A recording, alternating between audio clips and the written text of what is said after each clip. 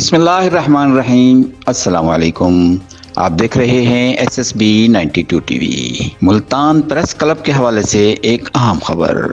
Multan press club کے انتخابات چند روز میں ہونے والے ہیں۔ اس سے متعلق سینئر صحافیوں کے ہمراہ امجد بخاری ایک اہم اعلان کر رہے ہیں، آپ بھی سنیے۔ بسم اللہ الرحمن الرحیم۔ السلام علیکم، میں امجد بخاری آپ سے مخاطب ہوں۔ میرے سارے دوست میرے ساتھ موجود ہیں۔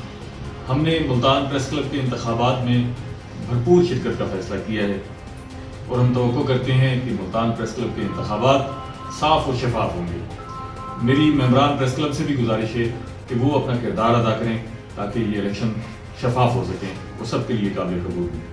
آپ ذرا تصور کریں کہ کسی بھی مہذب معاشرے میں ایسا ہو سکتا ہے کہ کوئی خود امیدوار ہو، خود ہی سیکورٹی کمیٹی ہو، خود ہی الیکشن کمیٹی ہو، سارے معاملات اس کے کنٹرول میں ہوں۔